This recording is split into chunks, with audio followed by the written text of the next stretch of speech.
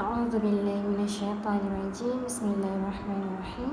Assalamualaikum warahmatullahi wabarakatuh.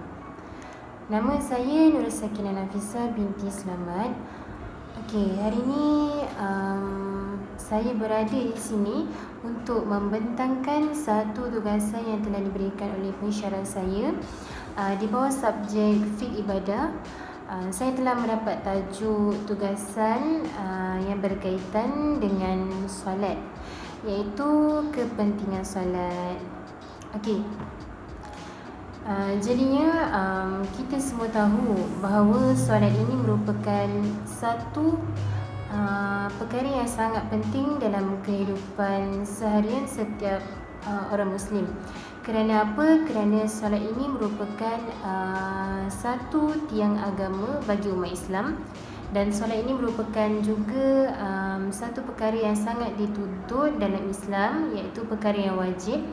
Kerana ini merupakan satu wahyu yang Allah telah berikan kepada Nabi Muhammad SAW semasa peristiwa Isra' dan Mi'raj. Okey, jadi perintah solat ini adalah wajib ditunaikan terhadap setiap orang-orang Islam. Okey, saya akan membacakan satu ayat Al-Quran ini, satu maksud ayat Al-Quran, satu tafsir ayat Al-Quran yang daripada surah An-Nisa, iaitu ayat 103, yang bermaksud sesungguhnya solat itu adalah suatu ketetapan yang telah ditetapkan ke atas setiap orang yang beriman dengan yang tertentu waktunya. Okey, jadi Allah juga telah berfirman bahawa solat ni memang telah ditetapkan untuk orang yang beriman dan waktu-waktunya telah pun ditentukan. Okey, saya akan terangkan pengertian solat. Okey, pengertian solat dia banyak sangat pengertian dia. Okey, yang saya dapat di sini adalah pengertian solat pada segi bahasa ialah doa dan istighfar. Kenapa doa dan istighfar? Kerana dalam setiap solat kita mesti baca doa, mesti baca istighfar. Kedua-dua itu ada dalam solat. Kerana itu adalah dimasukkan dengan solat. Okey, daripada segi istilah pula, solat bermaksud perkataan dan perbuatan yang bertujuan untuk mengagungkan Allah Subhanahu Wa Taala, yang dimulai dengan takbir dan disudahi dengan salam, dengan syarat-syarat yang tertentu dan rukun-rukun yang tertentu. Okey, perkataan solat ni juga berasal daripada perkataan Arab, iaitu silah, yang bermaksud satu ikatan. Okey, kenapa bermaksud ikatan? Kerana solat ni merupakan suatu pengikat di antara kita dan Allah Subhanahu Wa Taala. Kerana apabila setiap kali solat kita akan mendekatkan diri kita kepada Allah Subhanahu Wa Taala, dan solat ini merupakan suatu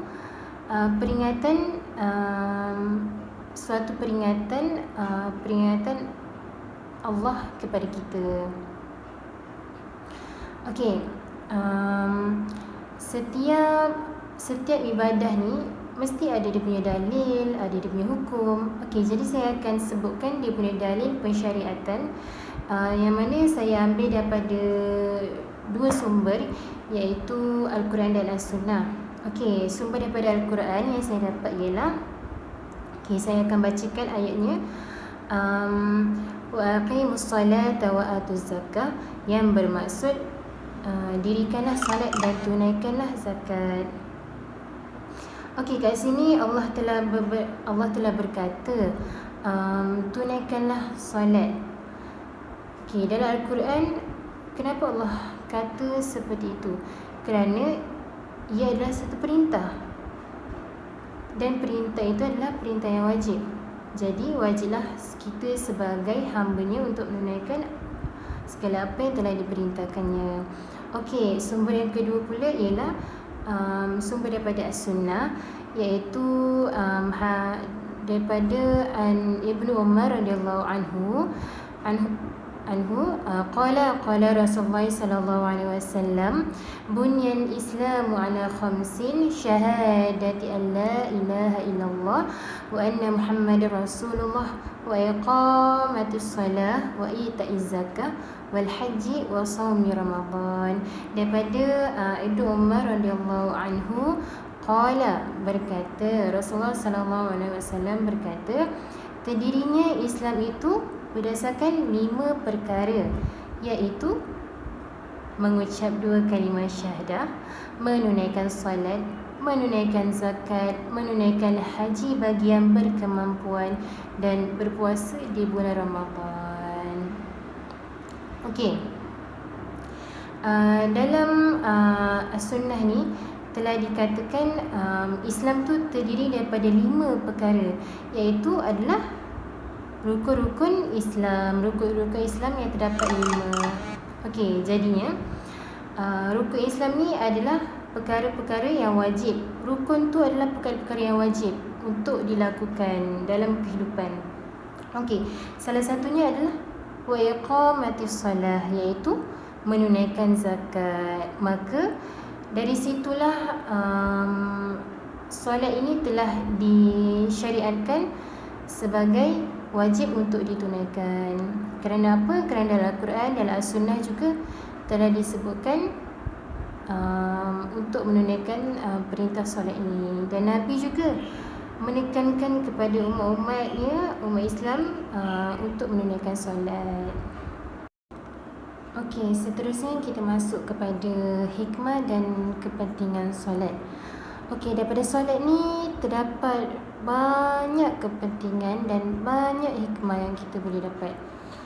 Okey, antaranya yang saya dapat antaranya ialah ia dapat membantu diri kita sendiri, masyarakat, keluarga dan negara untuk membentuk satu generasi yang baik akhlaknya dan baik budi pekertinya. Okey, kalau kita solat, kita akan dapat memperbaiki akhlak dalam diri kita. Kerana solat itu merupakan satu perkara yang baik. Jadinya solat itu boleh mengisi rohani dalam hati kita untuk kita berubah menjadi lebih baik. Walaupun kita alim mana pun, kita warak macam mana pun, kita sentiasa perlu memperbaiki diri dengan sentiasa menunaikan solat. Kerana solat itu adalah perkara yang baik dan ia boleh membentuk diri kita menjadi seorang yang lebih baik.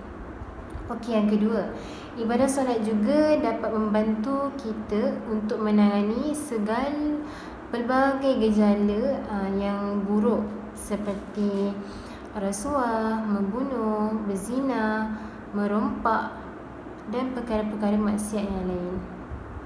Okey, pada zaman sekarang ni adalah zaman moden. Okey, jadi telah muncul banyak sangat gejala-gejala yang boleh merosakkan fikiran, boleh merosakkan kehidupan, boleh merosakkan fizikal dan mental umat Islam. Okey, jadinya apa yang kita dapat daripada solat ni, ianya dapat mengelakkan kita daripada terjerumus dalam kerosakan, dalam keburukan, dalam lembah-lembah maksiat seperti itu. Okey, kalau kita tengok sekarang, remaja pada zaman sekarang, remaja zaman sekarang majoriti terlibat dengan gejala-gejala seperti ini. Kerana apa? Kerana mereka lebih senang terpengaruh dengan budaya-budaya sekarang, dengan teknologi-teknologi yang semakin berkembang. Kebanyakannya memang remaja yang akan terjerumus ke dalam perkara-perkara kerosakan. Okey, jadinya kita perlu solat untuk mengelakkan perkara-perkara ini. Ia juga dapat mengelakkan kita daripada terjerumus dengan perkara-perkara yang merosakkan kehidupan masyarakat ini. Okey, seterusnya, ibadah solat juga dapat memotivasikan diri kita untuk terus tabah dan menghadapi segala cabaran yang datang kepada kita. Okey, ibadah solat ini dapat memotivasikan diri. Okey, jadinya solat ni dapat membuatkan kita lebih semangat, dapat memotivasikan diri kita untuk melakukan lebih usaha, untuk melakukan lebih daripada apa yang telah kita buat dahulu. Contohnya lah kan, contohnya kita tidak berjaya dalam pelajaran, tidak berjaya dalam peperiksaan. Okey, jadinya kalau kita usaha kita usaha sehabis mana pun, apabila kita tak berjaya, kita akan rasa down, kita akan rasa stres, kecewa, kemurungan. Okey, jadinya kita perlu ambil langkah awal supaya tidak terjadi perkara-perkara seperti itu. Kita mesti solat, kerana solat ni dapat mengelakkan kita daripada segala perkara-perkara yang buruk, kerana Allah telah melindungi kita daripada melakukan dan terjerumus dengan perkara-perkara yang buruk. Okey, seterusnya, ibadah solat juga menjadi kunci utama untuk mendapatkan rezeki yang halal dan diberkati oleh Allah Subhanahu Wa Taala. Okey, jadinya solat ni merupakan satu perkara yang sangat penting untuk membina satu keluarga yang bahagia, keluarga yang sakinah, keluarga yang harmoni, tenang. Okey, jadinya solat ni adalah punca untuk mendapatkan satu rezeki. Rezeki ni ada di mana-mana. Rezeki ni bila-bila masa boleh datang, bila-bila masa boleh pergi, kerana rezeki itu terletak pada tangan Allah Subhanahu Wa Taala. Kita usaha untuk mencari rezeki dan Allah saja yang boleh bagi rezeki itu. Okey, apabila kita usaha sekuat mana pun tapi rezeki itu tidak datang kepada kita juga. Okey, jadinya itu kita perlu muhasabah diri kita balik, cek diri kita balik, kenapa rezeki itu tidak datang kepada kita. Okey, jadinya solatlah supaya solat dan berdoalah supaya Allah beri rezeki yang halal dan hidup sentiasa diberkati oleh Allah Subhanahu Wa Taala. Okey, seterusnya hikmah dan kepentingan yang seterusnya ialah kita akan dapat mendekatkan diri kita dan mengingati Allah Subhanahu Wa Taala selalu. Okey, solat ni dia boleh membuatkan diri kita dekat sangat kepada Allah Subhanahu Wa Taala. Kerana apa? Kerana ketika kita solat tu, kita memohon kepada Allah Subhanahu Wa Taala, memohon ampun, memohon rahmatnya, memohon berkatnya. Jadi disebabkan itulah solat ini boleh mendekatkan diri kita kepada Allah Subhanahu Wa Taala. Okey, seterusnya solat ini merupakan tanda pengabdian dan syukur kepada Allah Subhanahu Wa Taala. Okey, kita semua umat Islam ni adalah hamba Allah Subhanahu Wa Taala. Kerana apa kita solat? Kerana kita adalah hamba yang hina, hamba yang lemah. Kerana Allah itu adalah yang maha kuat, yang maha kuasa. Okey, dan solat ni juga tanda kita bersyukur kepada Allah. Bersyukur kerana apa? Kerana Allah beri rezeki, beri rahmat, Allah berikan kenikmatan. Banyak yang Allah telah berikan terhadap kita ni. Banyak sangat yang Allah beri. Okey, seterusnya solat ni boleh menghapus dosa. Okey, solat ni boleh menghapus dosa kecil ataupun dosa besar. Okey, dosa-dosa kecil ni kita boleh hapuskan dengan bersedekah, berdoa, solat. Okey, dan berbuat perkara kebaikan. Okey, kalau dosa-dosa besar, kita perlulah solat taubat dan tidak mengulangi kembali perkara dosa yang telah kita buat. Okey. Dan kalau kita berbuat dosa terhadap manusia, kita perlu meminta maaf terhadap manusia tersebut. Okey, kemudian solat juga mencegah perkara mungkar, keji dan gejala sosial. Macam yang saya sebut tadi, dapat mengelakkan daripada terjerumus ke dalam lembah kerosakan, kemaksiatan dan keburukan. Kerana apa? Solat itu dapat melindungi diri dan hati kita daripada membuat segala perkara yang buruk, insya-Allah. Okey, kita masuk kepada perkara sunat yang perlu dilakukan dan perkara sunat selepas solat, dan perkara sunat yang dilakukan selepas solat. Okey, perkara sunat yang dilakukan sebelum solat ialah azan dan iqamat.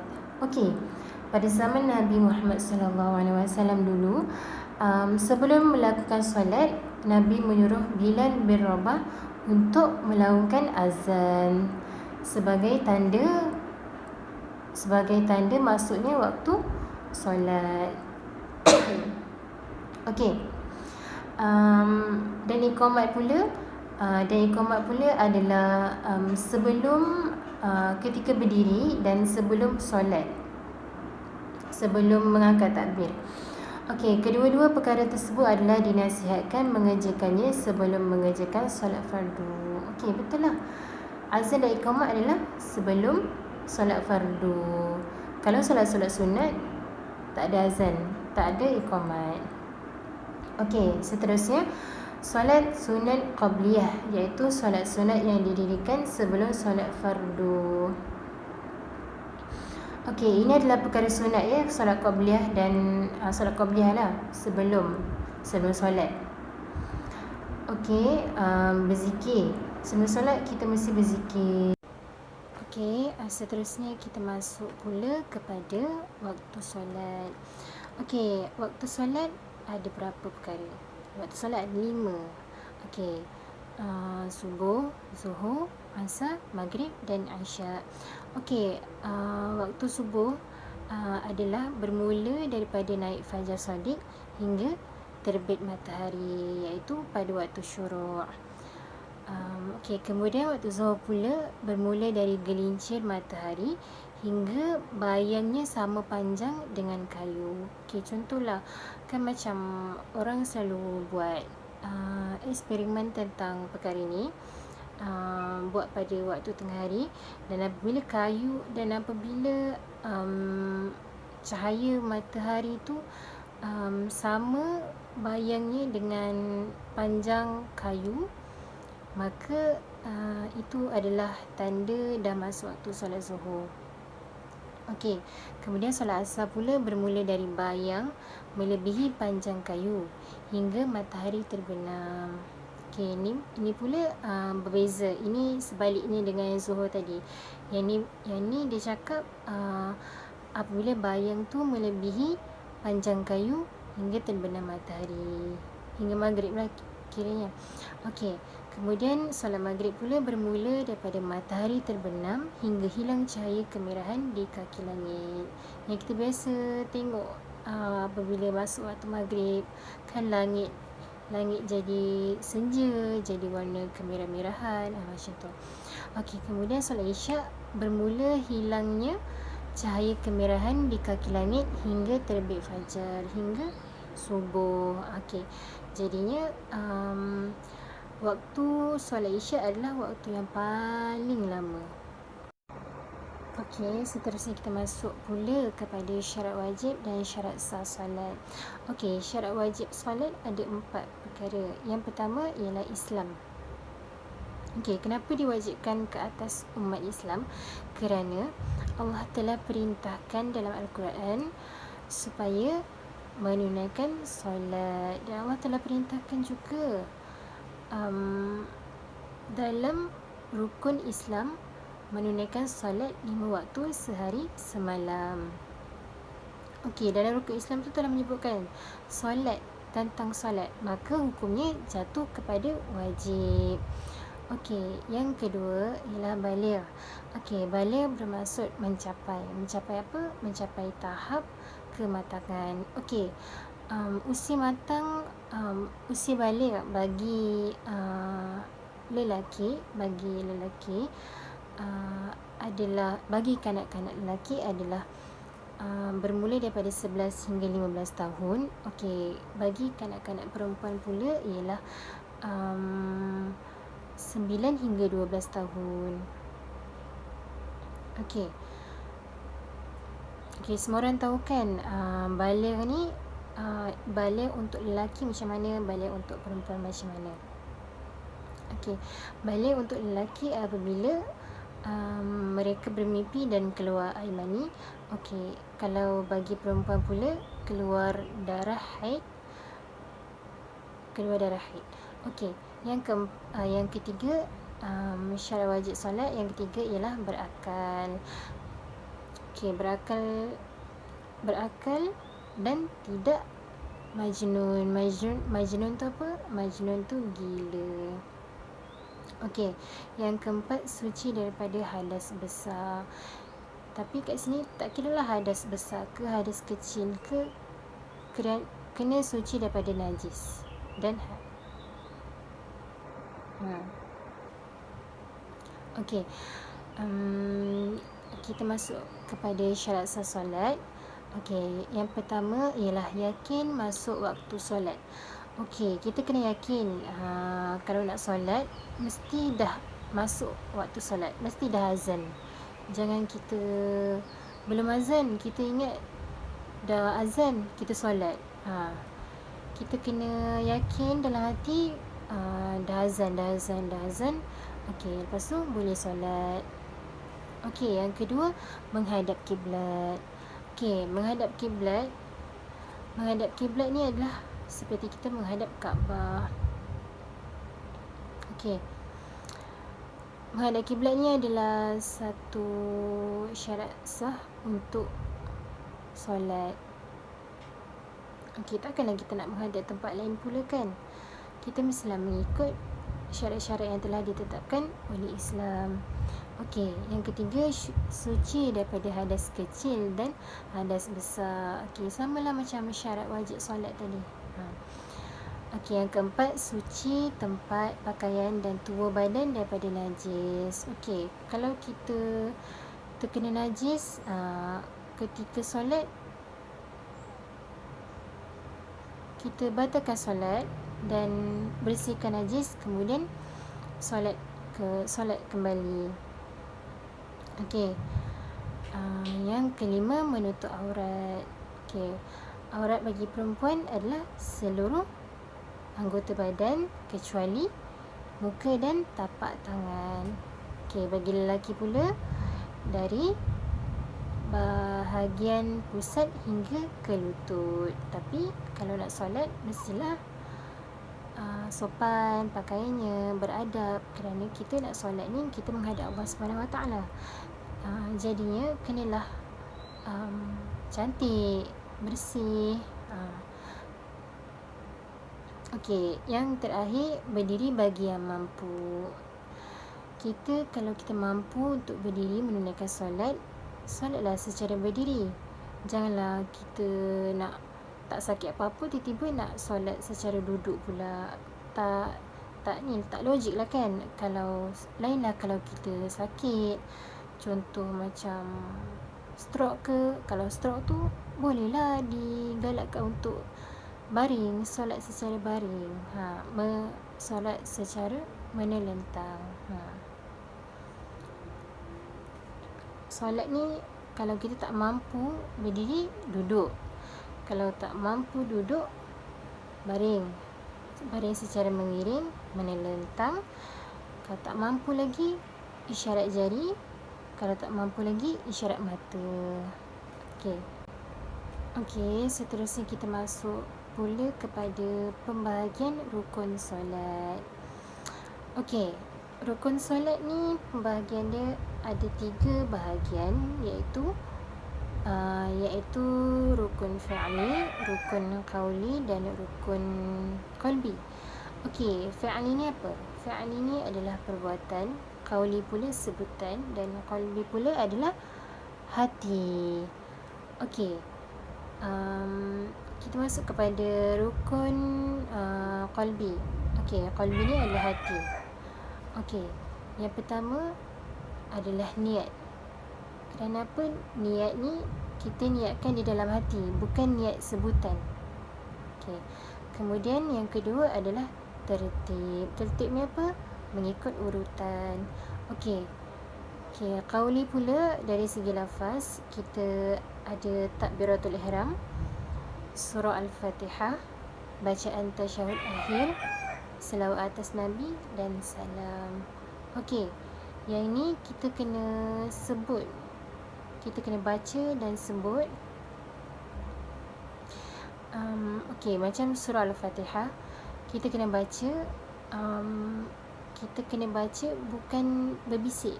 Baca sambil tu didengari oleh telinga kita sendiri. Jangan kuat-kuat bacanya, baca pelan-pelan.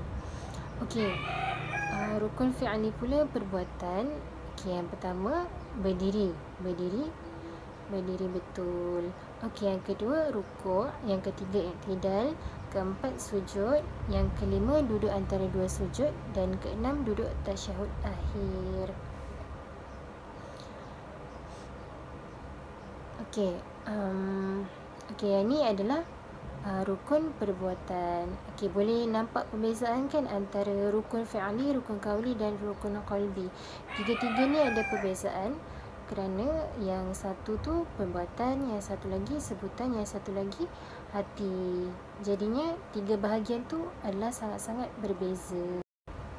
Okey, sekarang kita sebutkan rukun-rukun solatnya. Rukun-rukun solat ni ada 13 perkara. Okey, yang pertama adalah niat.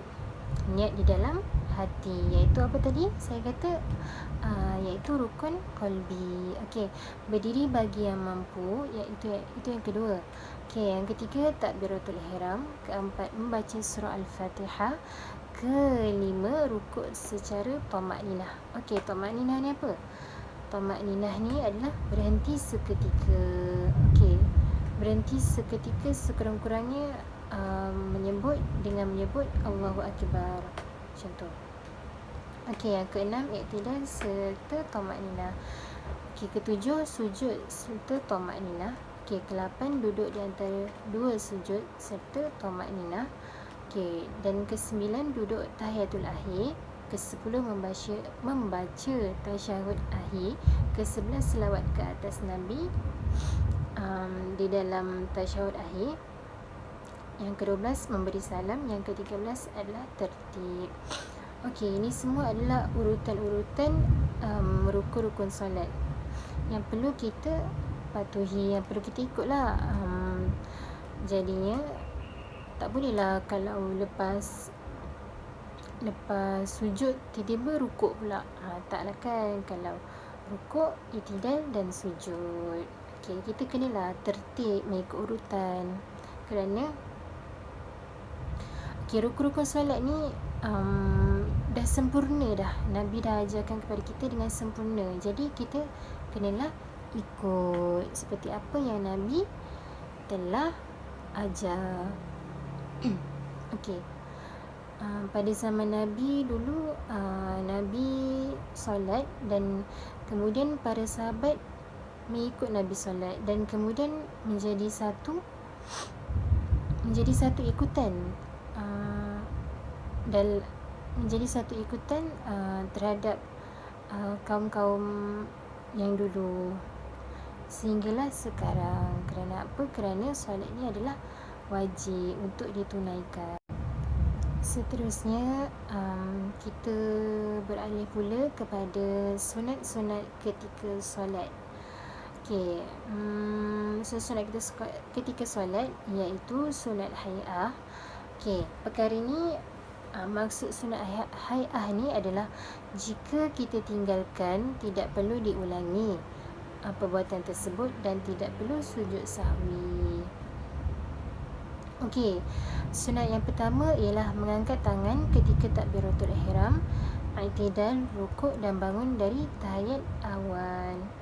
Okey, yang mengangkat takbiratul ihram tu lah. Kan kalau kita selepas i'tidal, selepas rukuk kan kita mengangkat takbir kan, Allahu Akbar kan. Perkara tu kalau kita tak buat pun tak apa. Okay, yang kedua, meletakkan tangan kanan di atas bahagian belakang tangan kiri ketika berdiri. Okay, itu yang kita buat macam ni tu. Yang kita buat macam ni. Macam ni.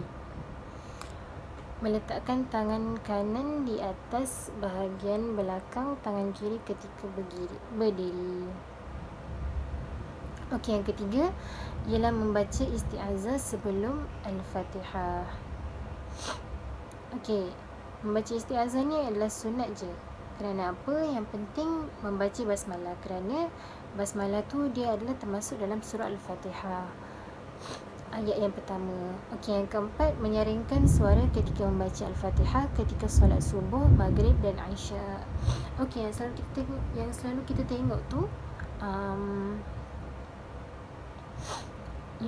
tengok tu dekat masjid-masjid kan, selalu kan kalau solat subuh, maghrib dan isyak, imam akan membaca dengan nyaring. Okey, yang kelima, menyebut takbir ketika hendak menukar rukun kecuali takbiratul ihram. Okey, yang ni yang macam Allahu Akbar ketika nak rukuk, ketika nak sujud, i'tidal, bangun daripada i'tidal, semua tu. Okay, yang keenam, mengangkat tangan ketika takbiratul ihram, i'tidal, rukuk dan bangun daripada tahiyat awal. Yang ni samalah macam tadi. Okey. Menyebut takbir ketika hendak menukar rukun kecuali takbiratul ihram. Okey, ni sama tadi. Okey, membaca tasbih ketika rukuk dan sujud. Kita membaca apa ketika rukuk dan sujud? Subhana rabbiyal azimi wa bihamdi, subhana rabbiyal a'la wa bihamdi. Okey, duduk iftirash dan tawarru'. Duduk iftirash tu apa? Duduk yang ketika apa tu? Ketika duduk tahiyat awal dan tahiyat akhir, dan duduk antara dua sujud. Okey, yang terakhir ialah berpaling ke kanan dan ke kiri ketika memberi salam. Okey, perkara ni sunat je. Tak kisahlah kalau nak berpaling ke kanan sahaja dan tak berpaling ke kiri. Yang tu ada juga imam-imam yang buat. Okey, seterusnya saya terangkan sunat-sunat ketika solat. Okey, yang ni sunat ab'ad pula. Tadi dah sunat hay'ah. Okay, kita masuk pada sunat ab'ad. Okey, sunat ab'ad ni adalah jika ditinggalkan tidak perlu diulangi perbuatan tersebut dan disunatkan sujud sahwi. Okey, kalau yang sunat hay'ah tadi tidak disunatkan untuk sujud sahwi. Okey, yang pertama sunat ab'ad ialah membaca tahiyat awal. Yang kedua, duduk tahiyat awal. Yang ketiga, membaca doa kunut. Yang keempat, berdiri semasa membaca doa kunut. Yang kelima, selawat ke atas keluarga Nabi ketika membaca doa kunut. Yang keenam, selawat ke atas keluarga Nabi ketika membaca tahiyat akhir. Okey, yang sunat ba'ad ni kalau kita tinggalkan, kita kena disunatkan sujud sahwi. Okey, contohlah kan, selalu kebiasaannya ramai yang tertinggal doa kunut. Okey, sebab solat subuh kan, jadinya orang terlupa benda tu dengan solat yang ngantuk-ngantuk. Jadi perkara tu yang sering dilupakan oleh masyarakat sekarang. Okey, seperti saya jugalah. Tapi ingatlah untuk melakukan sujud sahwi tersebut. Okey. Okey, sunat sujud sahwi ni kita lakukan apabila kita meninggalkan salah satu daripada sunat ab'ad, ataupun kita syak dan kita was-was sama ada kita tinggalkan ataupun tak. Jadi kita disunatkan untuk sujud sahwi. Okey, yang kedua, syak bilangan rakaat, was-was dengan bilangan rakaat kita. Okey, sekarang ni kita dah solat 3 ke 4. Okey, itu adalah permainan syaitan kan. Jadi kalau kita was-was, kita sujud sahwi. Okey, yang ketiga untuk solat sujud sahwi, melakukan perkara yang boleh membatalkan solat dengan sengaja. Okey, ini perkara yang membatalkan solat. Kalau kita melakukan perkara yang membatalkan solat, kita kena sujud sahwi. Okey, seterusnya kita masuk kepada perkara makruh dalam solat, iaitu ketika solat. Okey, yang pertama ialah memalingkan tengkuk ketika solat kecuali kerana keperluan. Okey, kalau kita memalingkan tengkuk, contoh pandang kiri kanan tanpa ada keperluan, jadi perkara itu adalah makruh. Makruh, tak batal solat. Kerana apa? Selagi dada menghadap kiblat, maka masih sah solat tersebut. Okey, yang kedua ialah mengangkat pandangan ke atas. Okey, perkara ini makruh ya. Kerana apa? Kerana kita waktu solat mestilah pandang tempat sujud, khusyuk. Okey, jadi kalau kita pandang ke atas, kita nak pandang apa? Jadi kalau kita solat, mesti pandang tempat sujud dan solat dengan khusyuk. Okey, yang ketiga pula bermain-main dengan rambut dan menyising hujung baju seperti lengan ketika solat. Okey, perkara ni kebiasaannya memang dilakukan oleh kaum lelaki ya, kaum muslimat muslimat pula. Okey, perkara ni adalah makruh. Kerana apa? Kerana pergerakan mereka tu adalah lebih daripada, kalau lebih 3 kali, perkara itu adalah boleh membatalkan solat. Okey, yang keempat, solat ketika makanan sudah dihidangkan, yang mana hatinya teringin untuk makan. Okey, jadinya kalau kita nak solat, antara solat dengan lapar, jadi utamakanlah makan tu dulu. Kerana apa? Kalau kita lapar ketika solat dan kita memikirkan tentang makanan, jadi kita tak khusyuk untuk solat. Jadi diutamakan untuk makan dahulu. Okey, yang kelima, solat dalam keadaan menahan kencing atau menahan untuk buang air besar. Okey, ini pun sama macam makanan tu tadi. Jadi kalau kita menahan perkara-perkara tersebut, kita macam tak khusyuk lah, nak cepat solat. Solat tak ada tamakninah, semua baca pun laju, tanpa wakaf baca. Jadi perkara tu makruh. Okey, yang keenam, solat dalam keadaan terlalu mengantuk. Yang ni macam solat subuh lah. Kebiasaannya solat subuh kan baru bangun tidur, ngantuk. Jadi perkara ni makruh kalau solat terlalu mengantuk. Kerana apa? Kita nanti akan tak tahu kita baca apa, tiba-tiba dah tertidur dah time solat. Okey, yang ketujuh, solat di tempat yang sukar untuk mendapat khusyuk seperti di hadapan televisyen. Okey, kalau kita nak solat, kita carilah satu tempat yang sunyi, yang aman, yang boleh buatkan kita khusyuk untuk solat, untuk menunaikan solat. Macam kat bilik. Janganlah depan televisyen pula.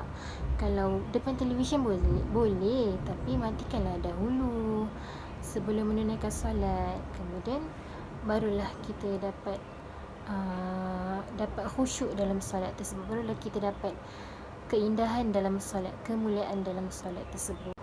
Okey, seterusnya kita masuk kepada perkara yang membatalkan solat.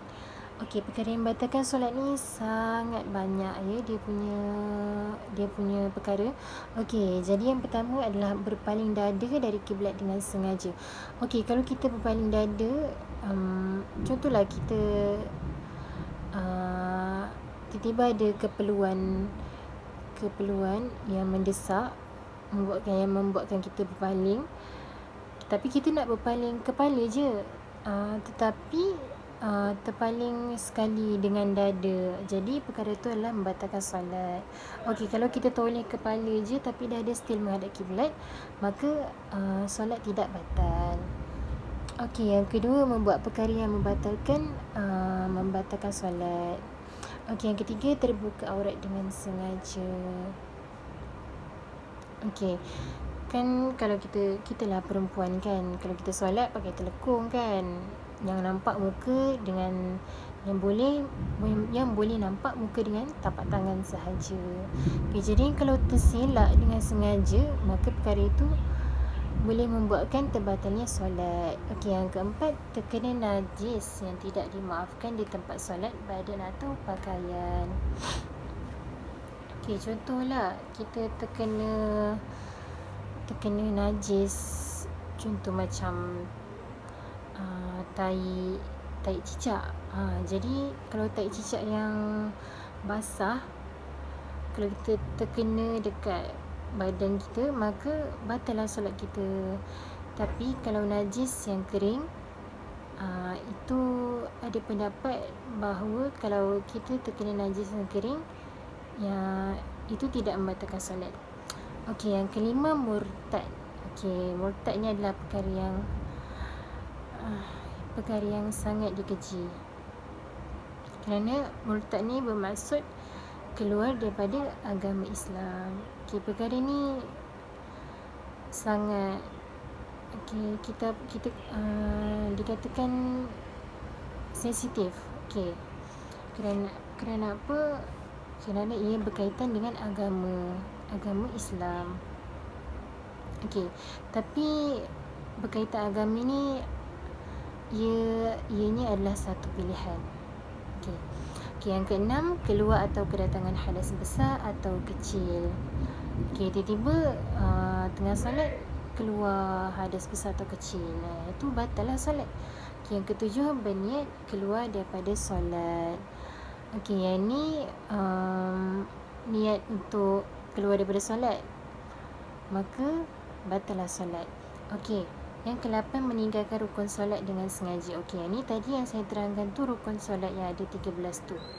Okey, dia sengaja tinggalkan, maka lepas tu dia tak buat solat, dia tak buat sujud sahwi, maka batallah solat dia. Kalau dia buat dengan sengaja. Okey, yang ke-9, perbuatan besar yang banyak, iaitu 3 kali berturut-turut. Okey, contohnya macam bergerak lebih 3 kali berturut-turut. Tangannya garu sinilah, garu sanalah, lepas tu lebih 3 kali. Okey, maka perkara tu membuatkan solatnya batal. Okey, yang ke-10, berkata dengan sengaja dengan 2 huruf atau 1 huruf yang dapat difahami. Okey, contohlah kalau kita tengah solat kan, tiba-tiba boleh pula kita bercakap, sedangkan tengah solat. Jadi tak logik lah kan. Kita solat tu baca, memang kita baca, tapi baca yang memang disunatkan untuk solat lah, bukan berkata dengan sengaja dengan huruf-huruf yang dapat difahami oleh orang lain. Jadi kalau kita buat macam tu, perkara tu boleh membatalkan solat kita. Okey, jadi yang kita mestilah mematuhi segala apa yang disuruh yang ketika solat. Okey, sekian daripada saya. Itu saja yang saya boleh sampaikan. Maaf andai ada salah dan silap. Maaf andai saya tersilap kata dan maaf andai saya tersalah bagi penerangan, bagi ilmu kepada anda semua. Jadi kalau saya ada silap, maka bagi tahulah saya supaya saya boleh memperbetulkan kesilapan saya. Okey. Apa yang baik semuanya datang daripada Allah Subhanahu Wa Taala dan yang buruk adalah datangnya daripada diri saya sendiri. Okey, wabillahi taufiq wa hidayah. Wassalamualaikum warahmatullahi wabarakatuh.